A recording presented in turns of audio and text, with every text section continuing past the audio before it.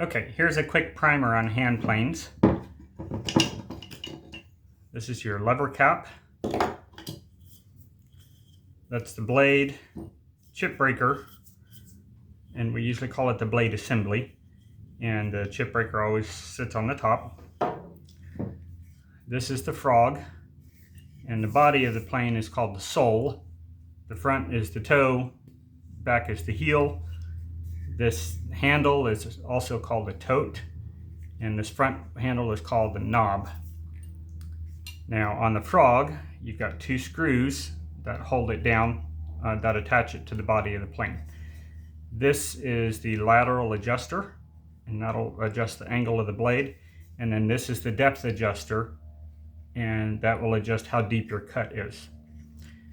To identify a plane, there's several things to look for. First of all, usually there's going to be a number.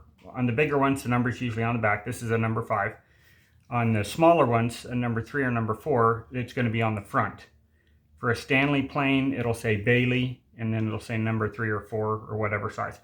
Other manufacturers use slightly different numbering, but they're fairly standard. So if we want to identify a plane, first thing to look at is the shape of the lateral adjustment, because each manufacturer is unique on the shape of this. Then for Stanley planes, you want to look down below the frog, and there's going to be, sometimes there's going to be a patent date, 1, 2, or 3 patent dates, and that will help you to determine the age of the plane as well. A few other things, but basically we want to get some close-up pictures because the frog seat is also a good way to identify the plane, because that changed design a few different times.